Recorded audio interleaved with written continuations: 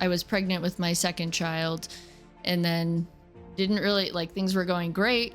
And then as I was in the hospital the day after, I got like 70 emails about, hey, we're leaving and we're leaving.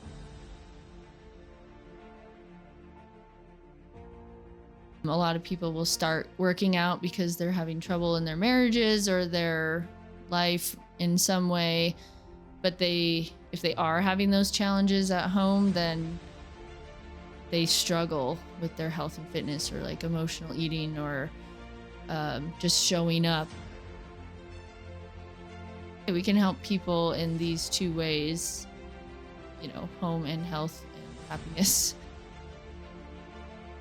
You know what? It doesn't have to be perfect. You don't have to just do it, and then look at it, see what happened, what's the feedback, and then make adjustments. People coming back and being like, oh, thanks so much, you helped me. Even though at the time they were like, we want nothing to do with you anymore,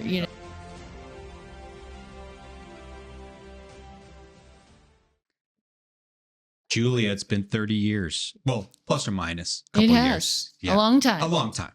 We're much older. We are.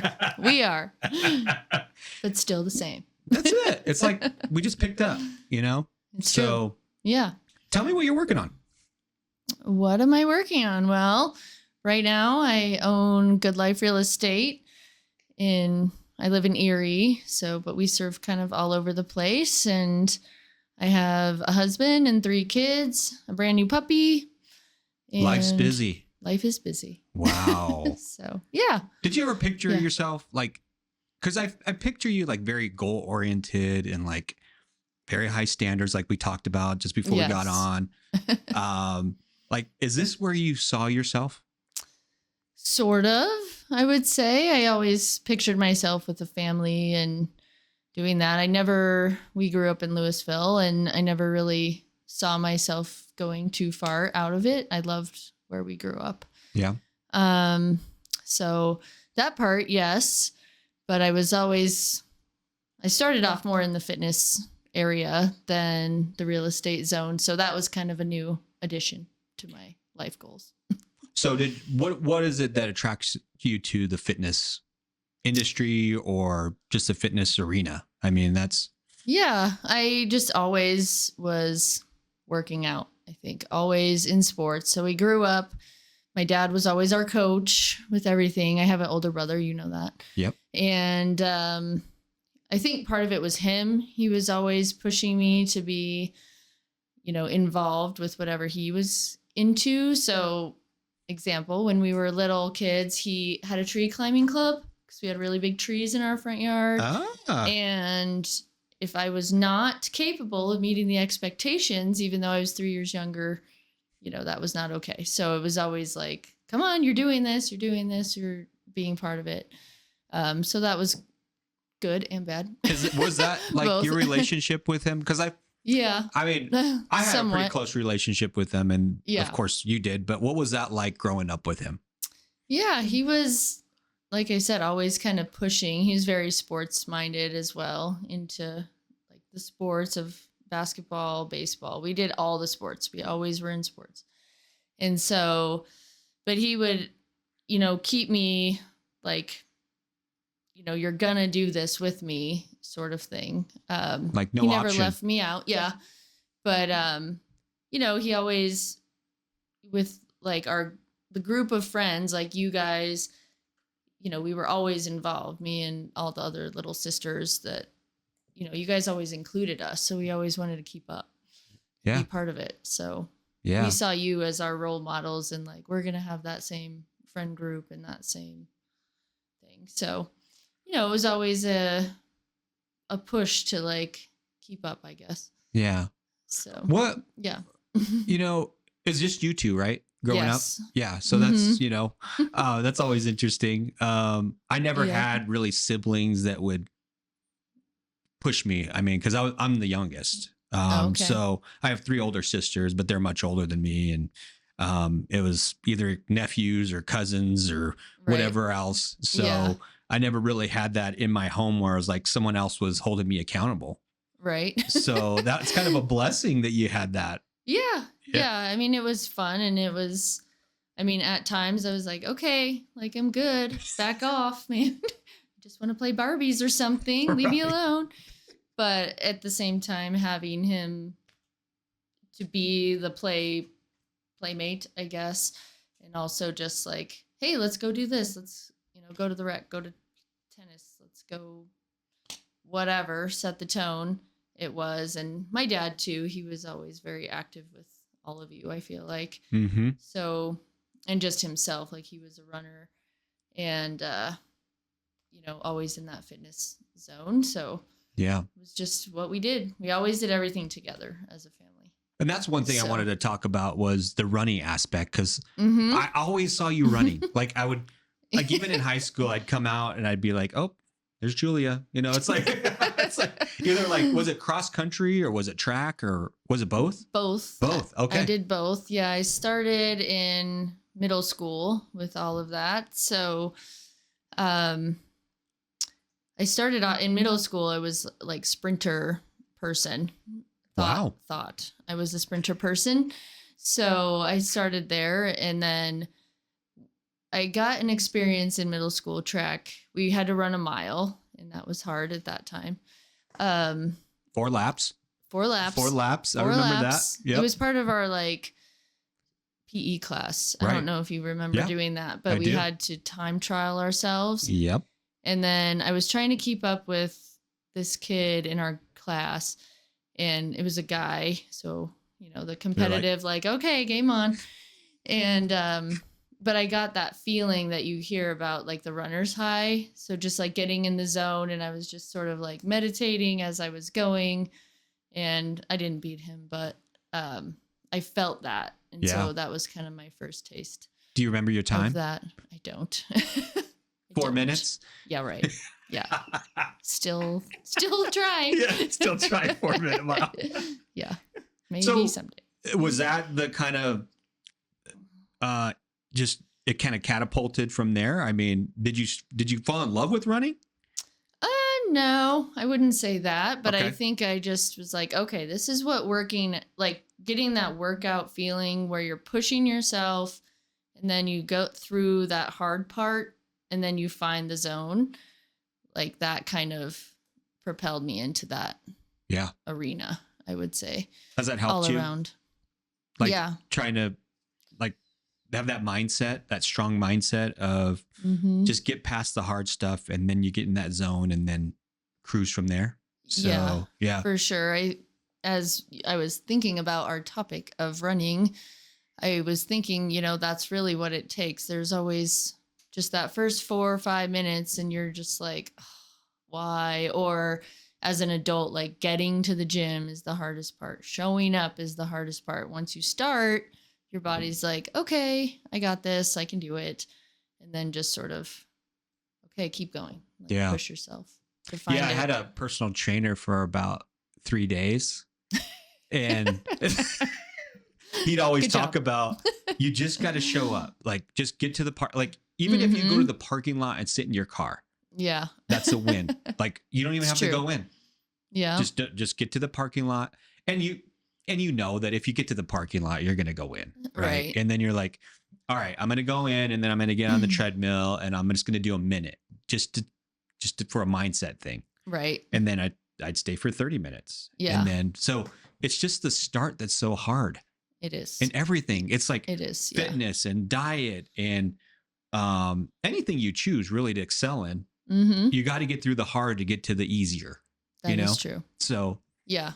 I think the first step is always, it's mental, just a decision to try. Yep. And a decision to show up and see what you can do. Did you run in college? So, I did not. Okay. I went to CU Boulder, so that was a tall order for trying to compete. Oh, really? Oh, just the competitive? Well, they're the best. Oh, they are? Back in the day, they were, I don't know if they still are, but they had a very, very strong running program. So it was... I did not know that. Yeah. Okay. Yeah. So just like cross country. Yeah, just all around too. I mean, Boulder is where, if you look at the top runners now, like all those elite Boulder athletes or whatever, makes sense. Even if they're not from Colorado, they come to Boulder to train at high altitude. So Boulder is the Mecca, or it was. I didn't realize that. Yeah. Wow. Yeah. Okay. So trying to get to run at CU Boulder at the time was really. Did you try hard. out? No. Didn't even try out? No, I knew better. What? So, really? Okay. No. That shocks me. No. Well, I knew I was going to go there. So I knew I wouldn't. Yeah. No. Okay. But I became a gym rat at that point. And oh, tell me about that. Fitness side of that instead. But yeah, so I ran cross country and track in high school all the way through. And then after I went to college, I got a job in the emergency care room at the rec center there. That was actually all my jobs. My first job was at a rec center all the way through college. I had other side jobs, but always in the fitness area. So my brother worked at that same place in college as well. And we did athletic training for all the club sports teams. I got my EMT license or certification, I guess. And then, but as part of that, we worked as underneath the weight room supervisor. He was our boss. And then, so I started doing programs like Body for Life and lifting, and kind of just got into the gym scene. Wow. So, okay. Yeah. Did you get pretty like muscular or? I've never really looked any different. Okay.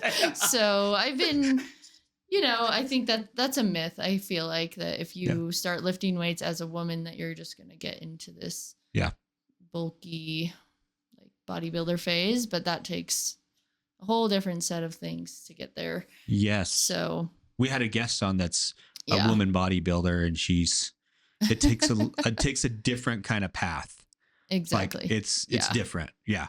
But you were mainly lifting just to stay in shape and just to stay, just try to keep fit, up with healthy and exactly, keep it going. I also had some injuries, like knee problems, that prevented me from kind of going crazy with the running. So I sort of used that time to rehab, take a break, and then I got back into running later on. So what does running do for you? Oh, lots of things. I use running in high school. A lot of it was, the emotional side. Like I loved the group of kids that we ran with in high school. We were all still super tight. We were all really good friends. So that emotional like friendship piece was huge for us. And then also like if you ever had a bad day or something, you could just go take it out on the run. Right. And kind of work it out, get through it. So like that emotional release as well. Mm-hmm. And I still kind of use it for that too. Like there's nothing, once you feel that kind of thing, once now if I'm like, I'm anxious or something, I know if I just go and push hard that I can come out of it on the other side feeling better. Right. Right. So, yeah. How was your high school experience? I loved high school. I did too. Yeah. Yeah, it was great. It was fun. It was fun. Yeah. Yeah, I think a lot of it was because of that too, though. I had like two separate groups of friends. So the friends that were in my grade that we'd all been friends for a long time, like since elementary, middle school, but none of them really did a ton of sports. It was kind of interesting that way. It was one of the only ones. And then, so that was kind of that side. And then I had my cross-country track friends. We called ourselves LDC, the long distance crew. And then, but we all, I would say that bond was so tight because we shared all these experiences together. And, we used to go have fun on our runs. We would go on the trails. We would jump over the river, jump off the cliffs. Like, don't tell all the coaches that, but right. Just running in the rain and just suffering together through some of those workouts. And then, you cheer each other on and, you just make that tight bond. So it made it really good. You still stay in touch with them? Some of them. Yeah. Yeah. Wow. Sure. So yeah. that relationship has continued on. And yeah, I mean, I remember you guys when I was getting in trouble and I'd see you guys running around like, but I mean, you guys had fun. Like you made it look fun. Right. Almost enough where I wanted to join it, but I didn't. Oh. So yeah, no, I was not a runner. I still am not a runner. So yeah. Yeah, it was a good time. It was a good group of kids and there was no real drama between anybody. I think that was kind of the biggest thing was there wasn't any of that high school like drama. Yeah, exactly. Yeah. No. So good high school experience, good college experience. Yeah, college was good. Went to CU Boulder, and then one of my best friend went there as well. So that was cool. So we ended up moving in together after our freshman year. So that was fun. Got to work with her, live with her. And then I met another girl at orientation that we ended up working together in that emergency care room. Oh, sweet. So I had like those two separate groups again. But yeah, we were really tight and we still talk. She was my maid of honor and oh wow, all those things. Oh, cool. But yeah, it was good. And then I got a kinesiology degree out of that, and I got to travel around with the club sports teams. We did the lacrosse. I was mainly the athletic trainer for the lacrosse team, the men's lacrosse, and then did also men's rugby, hockey. We didn't do as much women's stuff. Our employees did some of it too. So that was really cool. Just getting popular then? It was, yeah. It was kind of newer. Just starting, yeah. Yeah, at that point. So, But they had a big team. Oh. Still. This podcast is sponsored by Estrada Real Estate Group. Whether you're buying, selling, or investing in real estate, we can help you. Text us at 303-832-2120. Now back to the Estradanary Conversation. For that. But yeah, it wasn't in like the high schools or anything like it is now. Okay. So yeah, I've thought about officiating lacrosse. Okay. Because I just basketball, I was like, last 3 months, and then you're like, I want to do something, Yeah. But I still want to run. I don't want to do like volleyball where it's just like, I climb a little ladder and then I'm not doing anything. Stand there. But still, I want to do it for the exercise. Okay. So there's a stress reliever. So maybe stress lacrosse. Relief. Being a ref, I would have never thought. Well, you think it's stressful, but it's not because you're so focused on the game. You don't even hear all the people yelling at you. Oh, okay. So yeah, I just rely on my family to tell me like, what did they say? They're like, yeah, you don't want to hear what they said. So, right. Okay, cool. Right. Been telling my daughter to be an umpire for the younger kids in baseball, and then but those parents can get rowdy, so like maybe not. The younger they are, the worse they are. The worse the parents are. Yeah. Unfortunately. So, gosh, wow. So have you faced any adversity, or you've been like pretty cool? Yes. Yes, but I try to be cool. Yeah. I try to just work through it, find solutions, and see what you can do with it. But yes. So after your degree and everything else, I heard you started a business. Yes. After that, I graduated CU with the kinesiology degree, and then I worked at a health club at the time in Superior, and I got my personal training certification, started working. A new gym opened, and it was a brand new place. So I started working there, and I also got my massage therapy license right after the year after that. So I did that, and then met my husband through one of the gyms that I was working at. He was a client of our boot camp class. So we met that way. And then we got together, and it was always a dream to open a fitness place and a massage therapy studio at the time. So we opened our gym. It was called CrossFit Julia. Oh, so sweet. All right. It's cool. Yeah. So we did that, and we were in Louisville. We owned it for 10 years, roughly. And, but yeah, that's when running a business is starting during that recession of 2008 too. We opened in 2009. So yeah, a little bit of adversity there. But learning curves. Did Louisville really get affected by that? I mean, I feel like Boulder County was sort of insulated from that. Yeah, maybe. A little bit? I don't know. So it's hard to say. I think the mentality was everybody thought we were crazy. For starting during that time. You had some haters. Yes. So family, friends, were they supporting you, or they're like, they supported us, but I think like my family in general is a little more conservative. So my husband's family owned their own business in New York. So I think they kind of had that understanding of entrepreneurship, where my family is a little more traditional as far as work goes. So I think the idea of like, you're going to do that, like, what happens if it doesn't work? Not that they don't believe in me or they did, right. Just like a little bit less like, okay. Yep. Like, I'm worried for you, but it's going to be fine.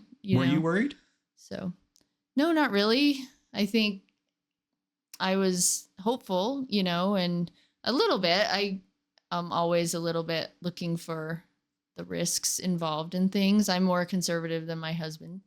So he's an adventurer for sure. So he's the spontaneous one that's like, we're going to do this and we're going to, we'll figure it out as we go. So he's taught me that over time. I've gotten better about that. Okay. Like, I'm always like, well, what about this? I'm a planner. Calculated. Yes. Yeah. So I'm like, okay, we got to do this. And he's like, okay, how about we just do the thing and then figure out what the next step is versus me having 20 steps in a row in advance that may or may not happen. Right. Right. So he was definitely. Are you worst case, like you're half full and he's half full and you're half empty kind of deal? I would maybe. Yeah. I don't know if I'd describe it like that, but he's more just, what is the phrase? Like, shoot then aim kind of thing. Yeah, gotcha. And I'm more of a, no, we need to like get the target set up, plan, right. Take lessons first, right. That kind of person. Gotcha. So it really works well together though, in that environment of business ownership, because when I'm sort of like, I don't know. He's like, let's go. And he'll like help us move along that way. He's got a good vision for things like that. Is it hard for you to make decisions? A little bit. Yeah. I tend to overanalyze things a lot, or just really calculate, how is this going to work out into the scenario of our whole life sort of person, which is good and bad. Sometimes it helps and you can dodge bullets, but other times you don't take the risk you need to when you need to, and then you miss opportunities. So, do you think that that's a skill that you can develop, like not being so calculated and taking a little more risks? Yeah, I have for sure. Okay. Yeah, just building a tolerance to it. Like I still have that sort of wall, like initial, like, let's think. But then at other times now I'm just like, you know what? It doesn't have to be perfect. You don't have to just do it and then look at it, see what happened, what's the feedback, and then make adjustments as I've gone along. So, but I've gotten a lot better about that. And then I've had to like pull him back as well. So like, let's think about it before you do that. Gotcha. So it, like I said, it really works quite well for us because he is kind of a big visionary person, but just go and do it and make it happen. And then I'm like, well, let's think about this piece of it, and then we can make a really good thing together. Yeah, it's a good counterbalance. Yeah. Yeah. Yeah, it's been good. Love that. So yeah. Okay. So what did the gym experience teach you? Did you learn any lessons from that? I learned a lot of lessons from that. A lot of managing personalities. I feel like I've always been pretty good at looking at things from other people's perspectives, and I've always worked in service. Like I said, all my jobs, starting from 15 years old, I worked in rec centers at the front desk or in a customer service role. I was also like a restaurant server, personal trainer, massage therapist. Everything I've ever done is customer service related and problem solving. So I feel like that was easy for me to make that switch, but also learning how to take criticism, or when you have a group in CrossFit world, you have a class full of like 20 people, and some like what you're doing and some don't. And you have a plan and you've worked so hard, and then you're like, why do you hate me? Things like that, or just, okay, this doesn't work for this person, but it does work for that person. And also managing ability levels in that environment. Some people come in to a gym very fit and others are just brand new beginners. And so you have to, and they're in the same class at the same time. So you have to really work on communication styles and tailoring what you're doing to meet both of their needs at the same time. That's tough. So yeah, that's like almost impossible to be like, to have both feel like they got what they needed out of it. Mm-hmm. Yeah. So that was a learning curve at first, but once you do it for a while, the workouts that you write start to get better, and learning the right cues for the right people comes with that. You have to build a relationship with each person, even though they're in a group. So that was a big thing to learn. Mm-hmm. And another thing, just also that risk taking side of things. So we would do things like fitness challenges, and I would have it like all planned out. Like, this is what week 1, week 2, week 3. And then my husband would be like, we need people to sign up for the challenge. You wrote the challenge, but it's irrelevant if you have no one doing the challenge. So how did those conversations go? Were they like heated? Like, it could be sometimes, but not too heated bad. But healthy. Yeah. Right. No, I get that. You work with your wife and son, absolutely. So you get it. It's heated but healthy. Yep. Yeah, just a lot of. I mean, it makes it easier in that way when it's your spouse or your, maybe your children or something, where you can just talk to them candidly instead of being political or like, I don't want to hurt your feelings, but your idea is terrible. You know what I mean? I don't actually. I pretty much tell you your idea is terrible most of the time, right?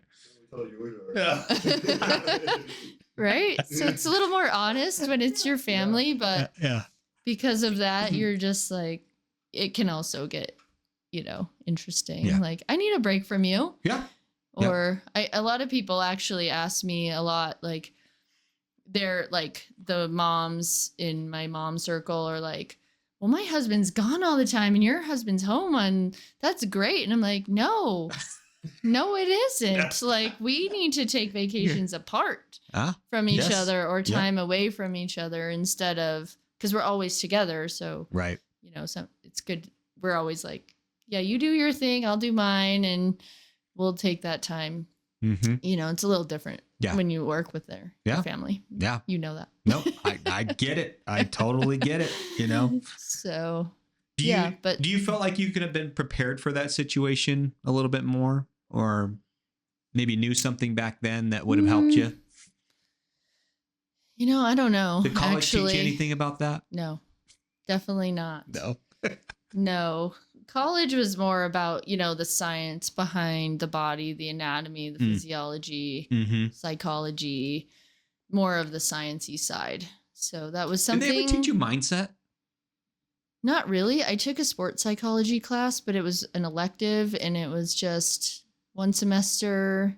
It wasn't a lot of that in it. So, do you wish there was more on that? Like, I do. Yeah, I think that's critical. Yeah. Yeah.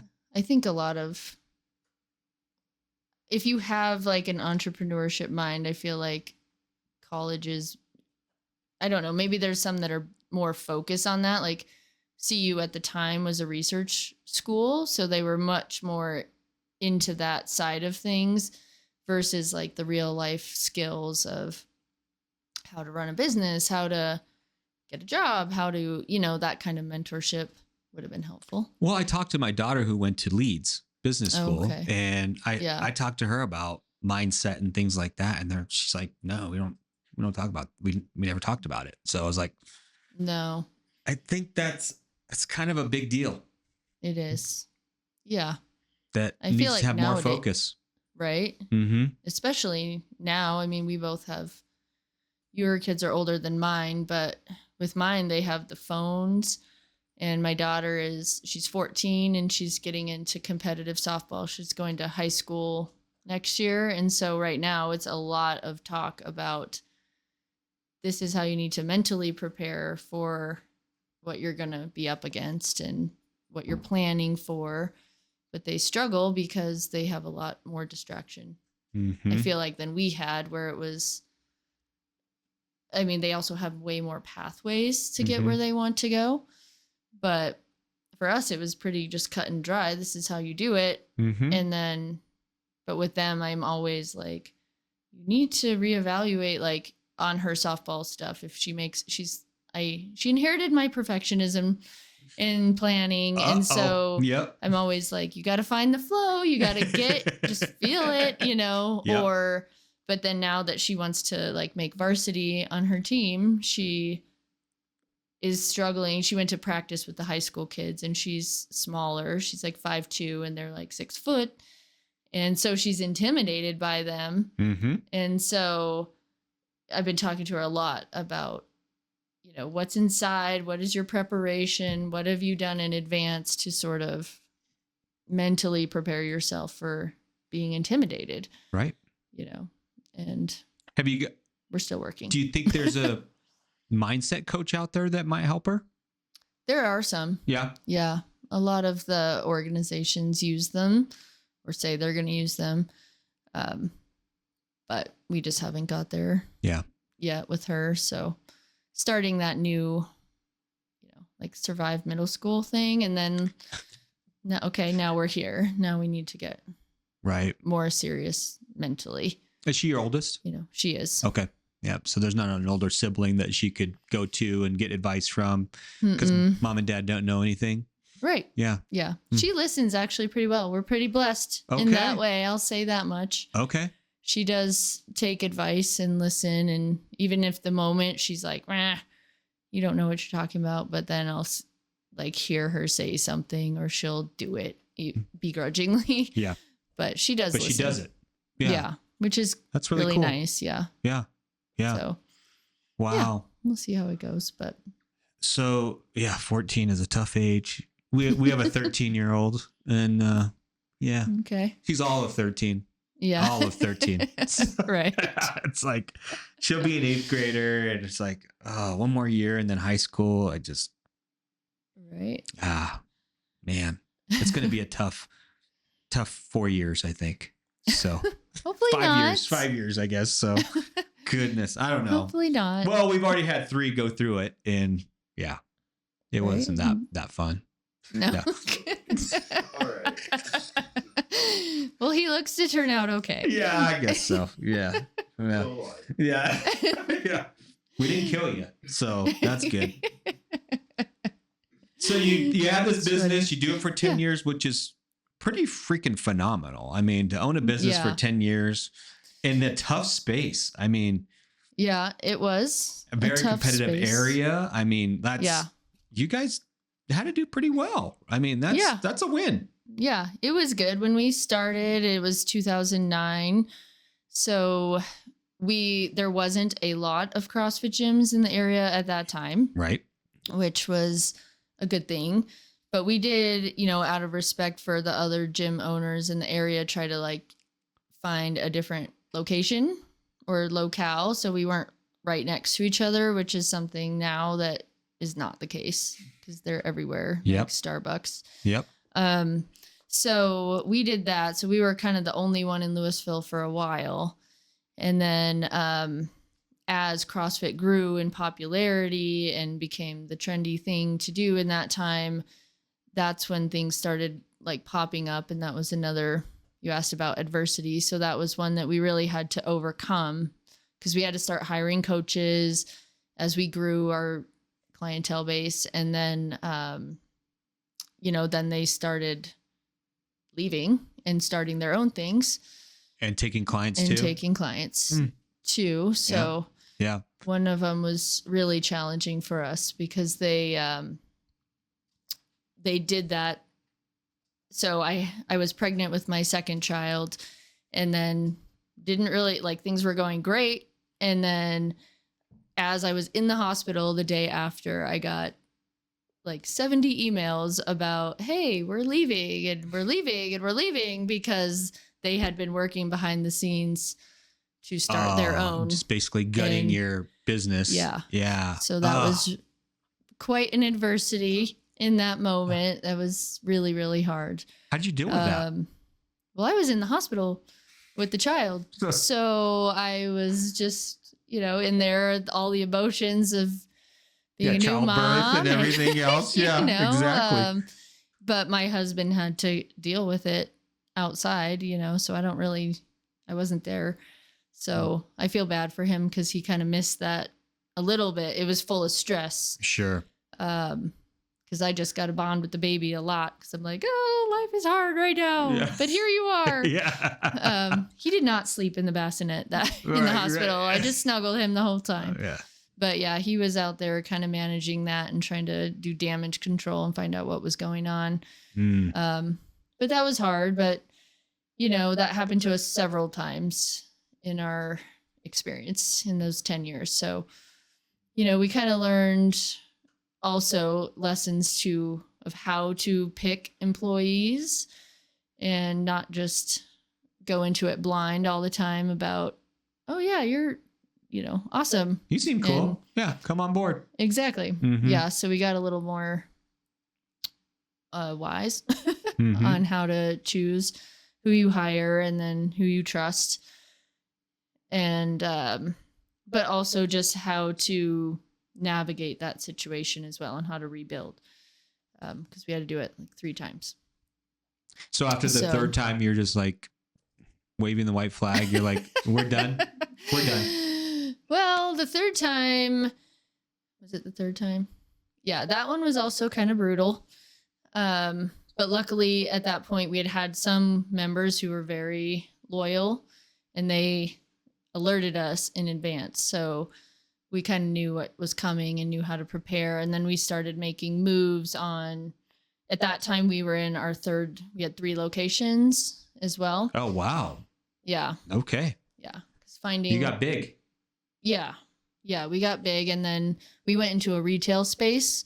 So that was also different than being in a warehouse zoning situation, because, the costs are more, the visibility is more. So we just, were very prepared at that point. Okay, we're going to shift our model of how we do things so that even if we lose a bunch of people, it's not going to destroy the business itself like it did the first time quite as badly. Mm-hmm. So we just we got mentors. We just shifted how we did entry into the gym. And so it wasn't as devastating. But then we also ended up being in a position financially to go and buy a building so that we didn't have to deal with rent and things like that any longer. Control that. Yep. Controlled fixed expense. Yep. All that good stuff. Yeah. Yeah. So we learned tons of things along the way. Yeah. I would say. You ever thought about writing a book about it? I haven't. No? Okay. Maybe so. Maybe now. I will. Yeah. Because I think that's, there's so many lessons in there. There are. Yeah. There's a lot. Recruiting, retention, just working with your spouse. All those things that could be very helpful for folks that are considering it. It's true. So I never really thought of it. Yeah. Are you a writer? Do you like writing? I do like writing. Yeah. Yeah. one of my lifelong dreams was always to write a children's book, but still waiting for that to happen too. That's my fourth career. Me back? Just life. Really? Okay. So I don't know. Maybe not as important. Yeah. Or maybe the pre-planning, thinking I'm not good enough or not having an idea or what to write about. We gotta stop that. I know. Yeah. That is one thing to work on. Happened to that competitive Julia that was like, just I still have it. Where do we get that? I mean, where's that at? Yeah. I don't know. I think in that way that sometimes these business experiences can sometimes knock you down a notch, settle down a little bit. Yeah. Yeah. Humble you. Yes. Humble you, but also maybe to a point make you a little insecure about if you're good enough or like you just saying I should write a book about that. I'm like, oh, that just seems like regular life to me. That's not interesting, but maybe it is to others, Yeah. We're not seeing how it is valuable. Well, that's what I thought with this podcast. I thought, well, who the heck's going to listen to this thing? Mm-hmm. But then it's not about the audience. It's about this. Right. It's about the connection. It's about, if you're writing a book, it's about you and the story. It's not, it has nothing to do with the outside world. Yeah. It's just about getting your thoughts down, telling a story, and hopefully it's entertaining to somebody. If not, who cares? It helped you, right? Right. So, and I think that's just a skill of, that I think develops as a ancillary thing that I didn't even think about, you know? So, and I keep talking to people and they're like, hey, you started that podcast and I'm like, you don't listen to that podcast, do you? They're like, yeah, I listened to a couple of episodes. Right. And I was like, oh, that's interesting. I never thought you would have listened to it. Right. So you just never know. Yeah. That's the thing. You just never know who you're going to help. And if it helps one person, it's a win. Yeah, that's true. Yeah. I think part of growing up and growing wiser too is letting some of that go of, adolescence. Like, what does everybody think? And what is, when we started the business, a lot of people were like, okay, you guys are nuts. But then you had like 3 locations and you're like, whoa, this is actually could work. Yeah. It could work. So it was working. Yeah. They were 3 like different places at one time, not 3 separate like areas. But yeah, like when you see it start to grow and you're like, okay, maybe I can do this. And also during those times, like when you're getting the feedback of, I don't like what you're doing, so I'm going somewhere else, like, okay, but there are still people that really like it. Or after we stopped doing when we sold the gym, I had a couple people reach out and like, hey, do you have like an archive of your old workouts? Because yours were the best and I don't really like theirs as much, and, stuff like that. So then you realize, and over the years, it's been a while since we sold it, but people coming back and being like, oh, thanks so much. You helped me. Even though at the time they were like, we want nothing to do with you anymore. We thought the grass was greener. Yeah. Exactly. So, yeah. Yeah. Or just even apologies for what happened during those times. That's cool. Yeah. That was a good one. Yeah. That was a win. Yeah. So yeah, you're right. It's definitely one of those, like, just getting over your own self. I still work on that. I mean, it's a daily thing. So, yeah, it is. It's just an ongoing thing. So, right. But so what's next for you? What's on the horizon?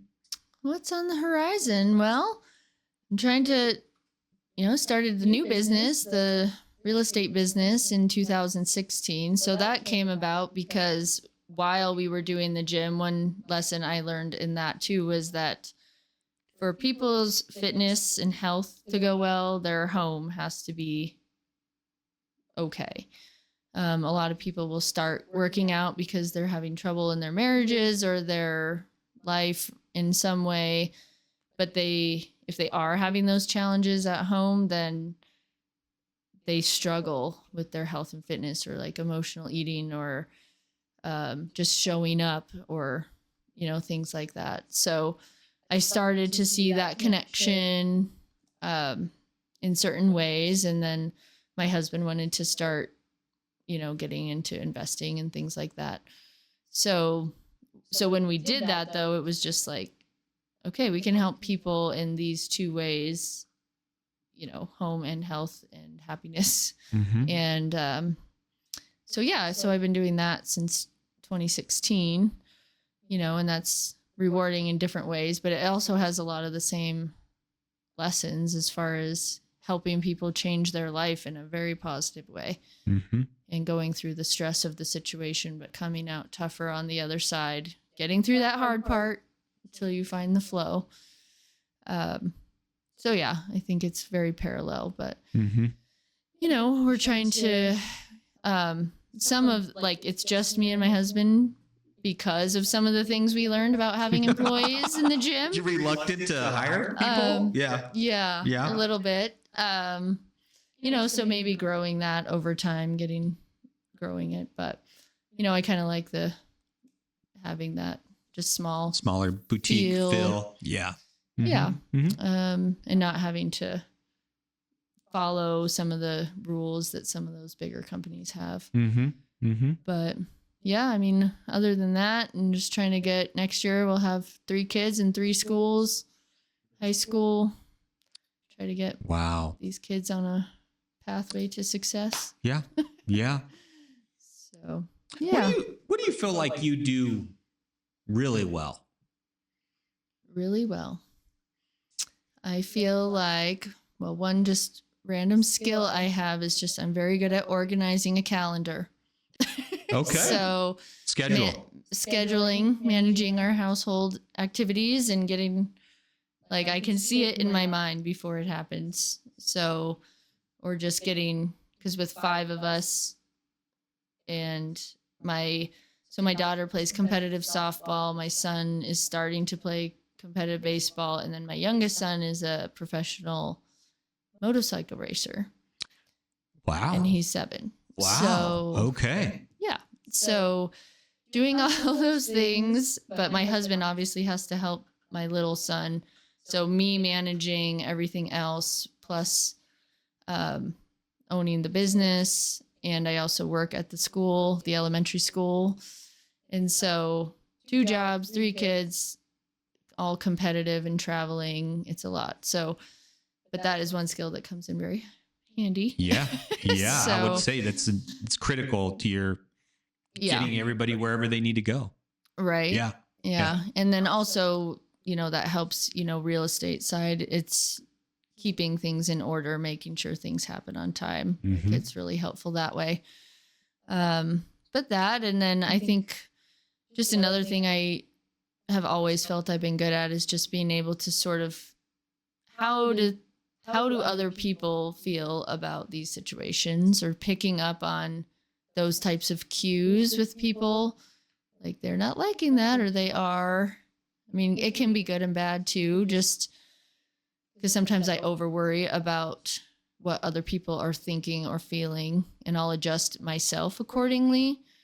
But at other times it's really helpful because you're not just sort of blinded by, what, you didn't like that? I didn't know. Mm-hmm. Or you did, or you like that? I don't, so trying to see things from other people's perspectives, and it helps in a lot of, with real estate, with the gym, with all of the things, customer service, being able to see how other people, what their needs are. It's just a good skill to have in life. No, that's awesome. Like. I love that. I love it. Yeah. Yeah. I've been, health is a big deal. Yeah. Yeah. Without your health, it's hard to do a lot of things. It is. I'm working on that. Yeah. I'm trying to get healthier. So right. I just went through, I'd call it hell week, because I gave up 3 really tough things. I gave up caffeine. Yeah, I saw that. Which was, I think, was the number one hardest thing to do. Like that's a drug. Yeah. It is a drug. It's hard. And it's hard to give up. So I gave up caffeine. I gave up gluten. Okay. And I gave up, what was the third thing? I think it was it fried foods? Yeah, I think it was fried food. Yeah. So last week was probably one of my hardest weeks I've ever had to go through. Right. Just with all the withdrawals and not sleeping and the anxiety that came with that. And I was always the guy that was like, anxiety is a joke. Like, just freaking man up. It's like, right. It's like, it's not a big deal. It's a mindset thing. Right. Well, I take all those words back, because what I went through, waking up at midnight, like on the nose every night. I'd go to sleep at like 9 or 10, sleep for 2 hours. And then I'd wake up like almost standing up in my bed, like wide awake, anxiety hits. Yeah. Like, I'm spiraling. The world's going to end. And like having some really bad thoughts. Like, I don't want to be here. Okay. Like, I've never had that in my entire life, like ever. Wow. Yeah. And getting through that, I feel like I'm invincible right now. Like, I can do anything. Right. So, yeah. But health, I mean, I did that because I knew that I was on a path that wasn't going to get me to where I wanted to go. In fact, I don't know if I'd be here in 5 years. Okay. Like, it was intense. Yeah. So to cut those things out and to come up on the other side of being like, now I'm sleeping. I had huge anxiety in hotel rooms. Like, I don't know if Nathaniel, remember in Miami, like we went to that conference and I was up at 1 a.m. Like, I could not go to sleep. Bad thoughts, like, can't breathe, all that stuff. Okay. Like, I want to go to the emergency room every time I'm in a hotel room. Oh, yeah. So we just got back from Vegas last night, and I 3 nights in a row, never had a problem. That's good. Yeah. That's awesome. So, it does. Yeah. I mean, with that, it's like you really see how what you put in is the fuel that. Well, I just thought I was invincible. Going. Like, oh, that doesn't bother me, or, I can quit at any time, or all that stuff. And I really didn't have any bad habits. I'm not a smoker. I don't drink. I mean, but I love caffeine. Yeah. I love carbohydrates. Yeah. I love, sugar. That was the other thing. I gave up sugar. Okay. So sugar, gluten, and caffeine to give up in 1 week. That's like, a lot. That's a lot. In 1 week. Yeah. So, but I think on one level too, when you decide, like I was going to ask, what made you decide to do that? I wasn't just the anxiety, like my blood pressure, was skyrocketing. I could feel it in my, like, every time I laid down, it was just, I could feel my pulse. Yeah. And then I wasn't sleeping. Like, I'd go like a week without sleeping, and you almost go insane. That's a lot. You go insane. Yeah. Yeah. Yeah. Like, that's crazy. So I think sleep is like the number one thing. If I think you can do a lot of things, but you can't go a couple of days without sleep. Yeah. Cause you'll just go insane. That's true. So, yeah. But I think, when you decide, like, I have a reason, I think that's a lot. It sounds cliche, like find your why. Right. Right. But it's there. Like, for me with fitness, it's pretty easy for me to find those whys about why I want to do this when I don't want to go. And then, but again, it's like a decision, right? Like, doing what you did, that's really, really hard, to do all 3 of those. And then probably the sugar, and caffeine, your body goes into like a temper tantrum, give it to me. Yes. Yes. Yep. And then, but once you get through it, you're like, okay. But it all kind of, I feel like the theme of our chat has been get through the hard and ugly, and then come out stronger on the other side. But if you have a reason to do that, then you can get through that suffering phase a little better. Yeah. I don't know what I guess decision is the major hack, but if you don't do that, do you have any other hacks that work for you? To get you to do things that you don't want to do.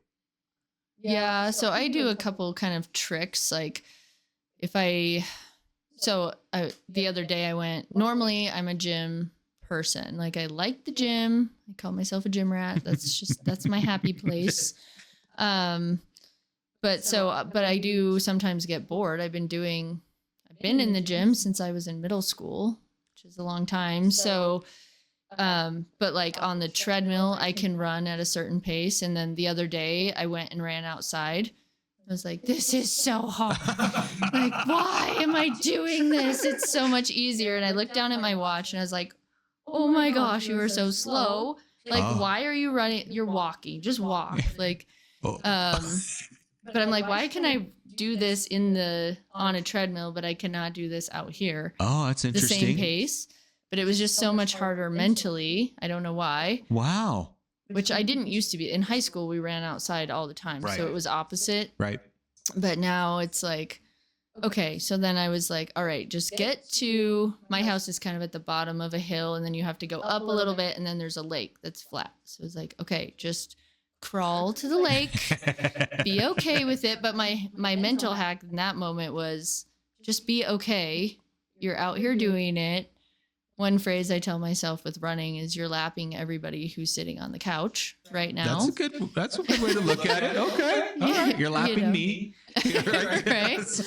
Yes, Ruben's not going. Yeah, lapping Ruben, yeah. But also just allowing, I think as I get older, like allowing myself just to not win the marathon, not be so competitive with myself. It's okay. Mm-hmm. But then once I got there, I was like, I always I'm a music person too. So if I have the right kind of music, then I just get into the flow with the beat of the song.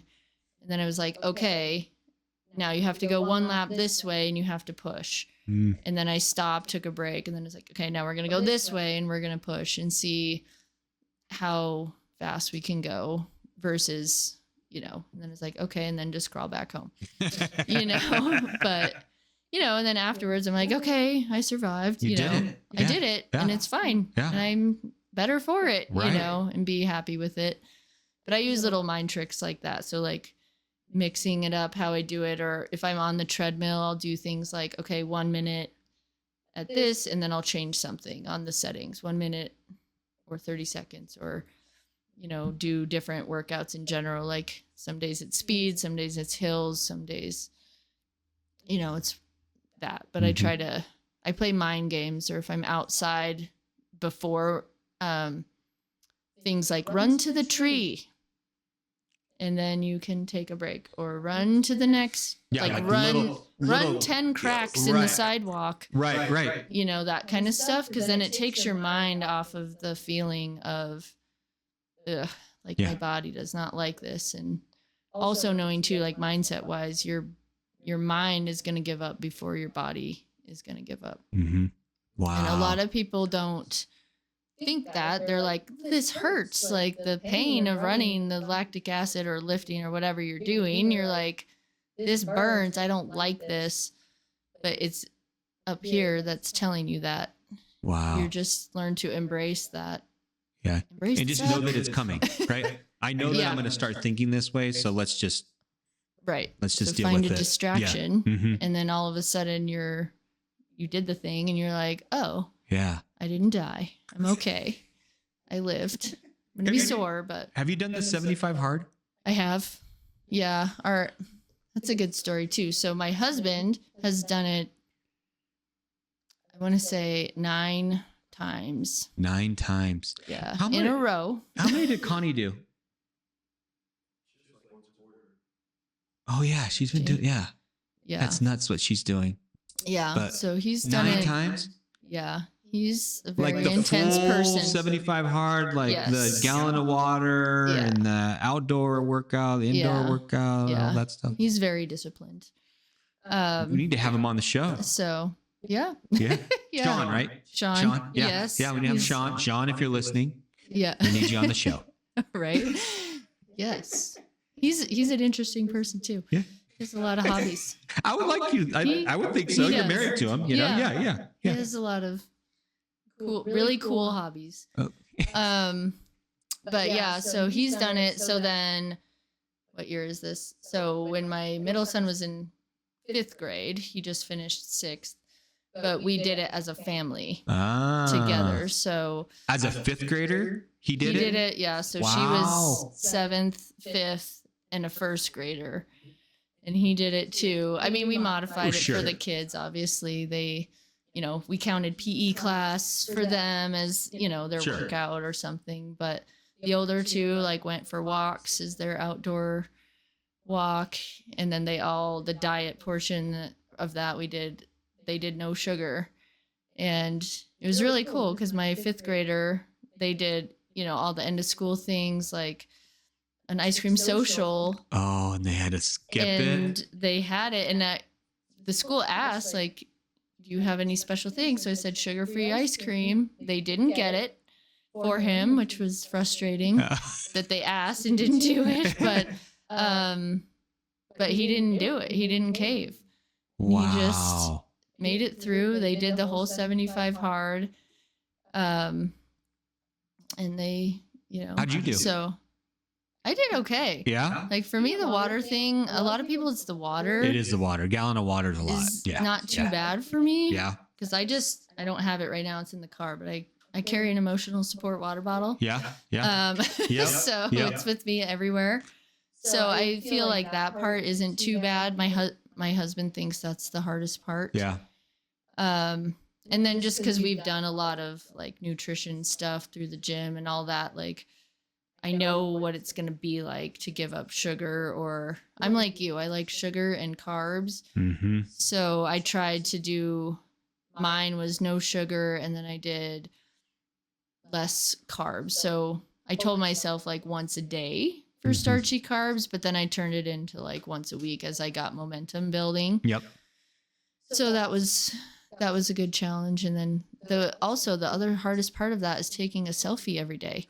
That's why I stopped. I got 30 days in and I didn't do the selfie, and I stopped. I'm like, I can't do this. And then my buddies were like, what? Just take 2. I'm like, no, but it doesn't work that way. Nope. It's all 5 things, right? Yeah. Is it 5? Yeah.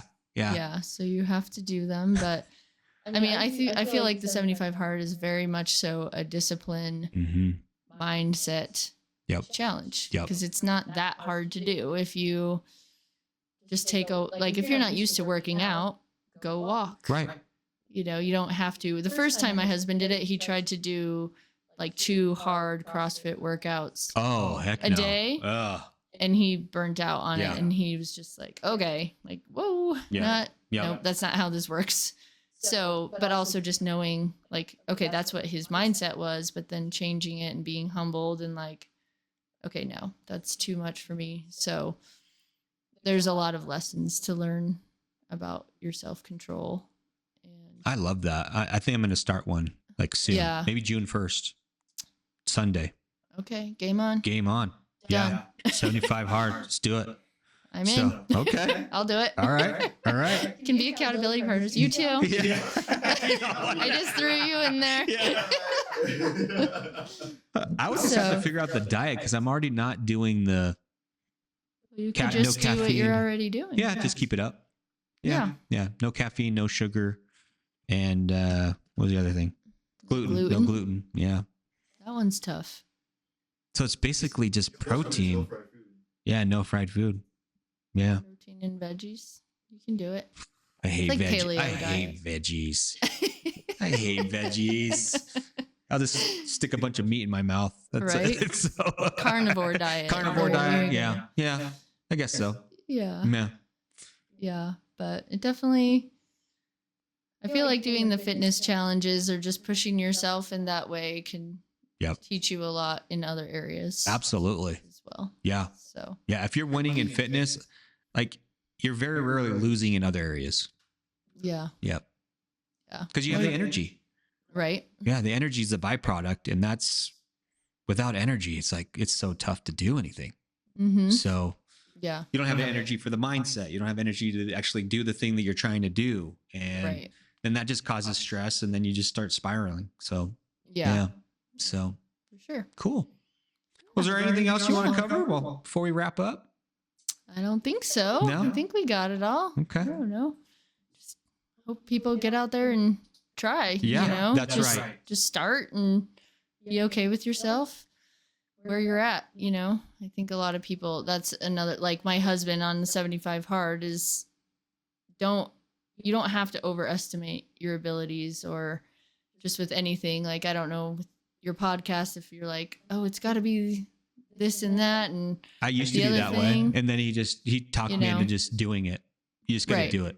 It's like, I'm just going to turn the camera on and we're just going to do it. Right. So, yeah. Yeah. So same thing with your fitness and your health. It's just do it. Just start. And start small. Exactly. Yeah. Be okay with and it. Be okay with it. Yeah. That's the hard part. Start small and be okay with it. Mm-hmm. I think we start small and then we're not okay with it. And that's what gets us in trouble. Right. Like, I'm not doing enough. This isn't serving anybody. Like, yeah. Or comparing yourself. So, you know, if you're doing like a 75 hard, or you're doing a challenge, and then you're listening to like David Goggins, you know, tell you that you're a wimp, then, you know, you're gonna, or you see like a model or something and you're like, oh, well, you can't compare your day 1 to their day 5,000. Right. You're right. You know, so just knowing start today and keep going. And that's the other thing with fitness too. It's so easy if you stop to just stay stopped, like that law of inertia. Yep. You know, once you get going, it's easier just to keep going than stop and start. I feel like so many people do that. Mm-hmm. So love it. This was a lot of fun. It was great reconnecting Good to see you with again. you. Yes. All right. All right.